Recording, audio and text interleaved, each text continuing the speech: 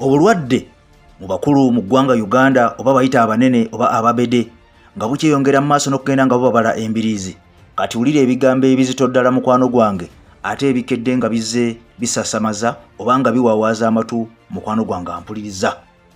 Ssaabalamuzi Alphonse Tigamoyi Owiny Dollo ono alumbiddwa ekirwadde ekikambwe ennyo ekikanze Mwami Museveni era ekyeralikiriza abalamuzi bonna abali mu makooti ag'enjawulo. Kaakati n'ebigambo bizze si birungi. Jjukira oluvuvumo luzze luyita nga bagamba nti omusajja ono ali mu mbeera mbi naye ng'amawulire gano gakyali gakyama nnyo era nga gasirikiddwa era abamu ne bavaayo ne baga nti alabika yaddusibwa e South Africa. Abalala nga baga nti omusajja alabika atwalibwa America ate abamu nga bagamba nti waali ali ku Kadiki ewano mu Uganda, Kadiki Hospital. Kaakati ebigambo ebituufu bino amawulire gavuddeyo amatongole gakakasiddwa Mwami Museveni yennyini amaze okubeera nga akwata ku mutwe. Eno ensi kyolina okumanya munnanga mpuliza tekungulwa era kyokola munno kimanyi nti nawe sawa ino kisobola okubeera nga kikuddira. Kakati buli kyokola kikolenga n'omutima gumu ng'omanyi nti singa nawe kiba kikutuuseeko osobola okubeera ng'okyaniriza. Bw'oba okola kibi ng'okikola munno kimanye nti Katonda tali anguzi tali azaamaanya naawe sawa yonna kisobola okubeera nga kikuddira. Kakati ebigambo bino bizze si birungi. Ssaabalamuzi Tigamoyi Alphonse Owiny Dollo embeera ye ekanze General Museveni n'abalamuzi abalala. Ekirwadde ekikambwe kye kimulumbye. Tetumanyi ku luno oba ono anadde engulu oba tasobole kubeera nga awona, wabula bw'anaaba nga awonye Mukama Katonda ajja kubaziiza bibye. Kati kankwe bwino ono osobole okubeera nga omutegere. Wabula nze AK Master ku lutimbe gaggadde olwa AKTV nga bulijjo era nkusaba sinza kukaana okubeera nga nkusaba n'obumbe video yaffe nkusaba sooka ogiwe like oba kye tuyita ekigalo. Munnaffe omupya yakatwegattako nawe osobola okusubscribinga ku mukutu gwaffe n'okoona n'ekkade ne tubeera nga tutambula ffenna muwaka waffe gwe tubeera tutaddeyo oyo ataggwa malojja. Jjukira amawulire tusooka kubeera nga tugeekenneenya tusobola okubeera nga tugakusembereza naawe n'ogategeera nga tegasasamaza busasamaza na kukyamuukiriza wabula tukuweera ddala amawulire ago amatuufu agabeera gamaze okubeera nga gakakasibwa. Kakati munnange mukwano gwange ampuliriza kantandike ne video yaffe olwaleero. Omusajja amanyiddwa nga ssaabalamuzi w'eggwanga Uganda ono ng'amannya ge amatuufu ye Alphonse Tigamoyi Owiny Dollo.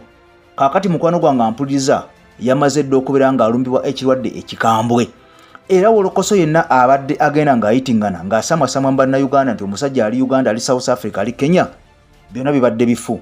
Kaakati amawulire amatuufu gaagano ono amaze okubeera nga kikakasibwa nti yaddusibwa dda mu ggwanga erya Germany era nga bwomanyi abakulu bangi mu ggwanga Uganda abaddusiddwa eyo mu ggwanga erya Germany okubeera nga bafuna obujjanjabi kubanga tasobola otasibewo abeera abali. Bujjukira bano tebasobola kubeera nga bajjanjabirwa mu ggwanga Uganda kubanga bakimanyi nti amalwaliro baagakotoggera dda tegalina service ezo zimala kubeera nga zibajjanjaba oba oliawo obujjanjabi obwenkomeredde obusembayo. Era jjukira nti gavumenti yateekawo dda n'omutemwa gwa ssente oguli mu biliyoni nga 4 buli mwaka ez'okubeera nga zijjanjaba abantu nga bano ng'oli alwadde. Kakati kigambibwa nti omusajja ono Alphonse Owiny Tigamoyi Dollo akulira oba ssaabalamuzi yasooka kwebuuza ku General Museveni n'amugamba nti embeera ekalubye embeera eganye enkoze ntya.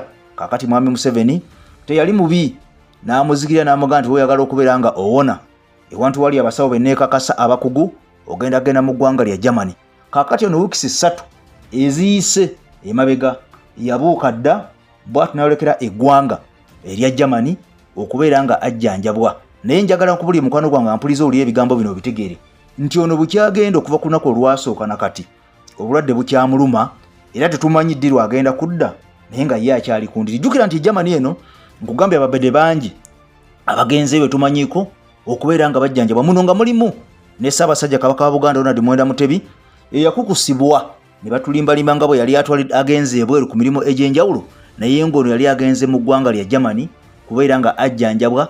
Ffe kye baatugamba nti yali alwadde allergy ow'ebimuli ava ku mpumbu ey'ebimuli era bannayuganda bangi beebuuza nti Kabaka yasaawa ebimuli bya Bulange oba yasaawa ebimuli bya waka okubeera nga empumbu yatuuka okubeera nga emukwata ku mimiro n'abeera nga takyasobola kubeera nga assa bulungi ng'akaluubirizibwa n'afuna ne allergy nga Katikkiro Mayiga Charles Peter bwe yatutegeeza. Kakati bannayuganda ne basigala nga beebuuza kiddala Alagi oyo yakwata omusajja kabaka waffe yamusanga wa? Kakati nono yaddusibwa e Germany nga tasobola otaasiba oyo ali ku mimwa era ogenda okakkananga embeera egenze edda mu nteeko era kati yakoma ali mu ggwanga Uganda.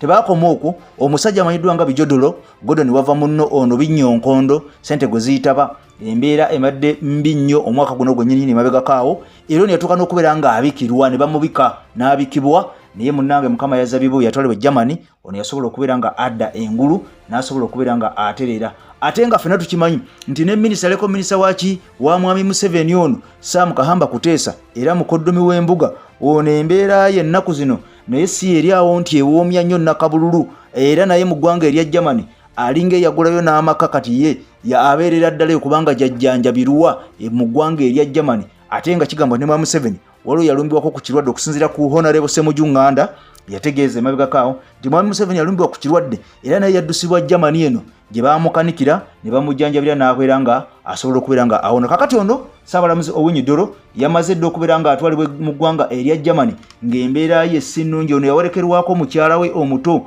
amanyiddwa nga Florence Nakachwa era ng'ono naye mulamuzi mulambirira wa kooti enkulu mu disitulikiti ey'e Mukono. Omukyala ono amanyiddwa nga Florence Nakachwa mulamuzi mu kooti enkulu e Mukono ye mukyala wo Ssaabalamuzi ono omuto ye yamuwerekera era yagenda naye bali eyo bonna mu ggwanga erya Germany ng'amujjanjaba. Kakati nno kino amawulire gagenza okubeera nga gafuluma gano geeraliikiriza nnyo abalamuzi abalala kubanga mu myezi 6 gyokka ampuliriza abalamuzi bana bamaze okubeera nga baluwunzikamu akaba nga balusuulamu akaba nga bamaze okubeera nga bafa. Kaakati bano nga bagamba nti wandibanga waliwo embeera ereetera abantu bano okubeera nga basonjolwa omu ku omu obanga waliwo ekibanywa obanga waliwo ayinza okuba nga yabakuba omuti oba liyite eddogo. Kubanga ekisinga okubeera nga kikwewuunyisa mu myezi 6 omukulu amanyiddwa nga omulamuzi Kenneth Kakulu ono yafa mukwano gwange ampuliriza. Kakati baali bakyali awo ndaga nti awo omulamuzi afudde kale kiwedde.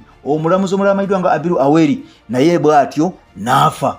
Kakati batukyali awo omulamuzi omulala amanyiddwa nga Christine Nabanoba Mubiru mukyala w'omulamuzi Mubiru ono naye n'afa. Kakati ensi ne gayi abalamuzi nga banogoka omu ku omu ate nga bano bonna jjukira mwami Museveni yabalonda. Kakati wate tukyali awo n'omulamuzi omulala amanyiddwa nga Stella Alacho Amako ono naye mukwano gwange ampuliriza yamaze dde okubeera nga afa era mukwano gwange ye baavuunise dda takyali enemo. Kakati nno ebigambo bibadde bikyali awo ng'omukyalo ono amaze okubeera nga afa Stella Alacho Amako. Kakati ate munnanga amawulire agavaayo agatawomya Nakabululu ng'ega Ssaabalamuzi Ssenkulu waabwe Ssenkulu Mandwa amanyiddwa nga Alphonse Tigamoyi Owiny Dollo embeera ye mbi nnyo, ekirwadde kimuli bubi tasobola otaasibewo yali ku mimwa. Kakati nno Uganda bwetyo buli mulamuzi avaayo ennaku zino ayinza okubeera nga akubwa omuti. Tetulinde birina okubeera nga bikakasibwa oba bano bali mu muti nga gwe babakuba obanga bali mu bulwadde bwabwe nga bo. Naye munnange kyewuunyisa mu myezi 6 abalamuzi bananga kapuuti nga bonna bamaze okubeera nga bakirira ekalanamo ebisambi emikono gye birembekera ebisambi mukwano gwange ampuliriza. Kati kino kiraliikiriza nnyo abakulu mu balamuzi bano ne baga nti wandibaawo embeera ngaliwo omuntu abatambulirako nga abakuba bukubi miti ne basambagalamu katono ne bafundikira nga bamaze okubeera nga bafa.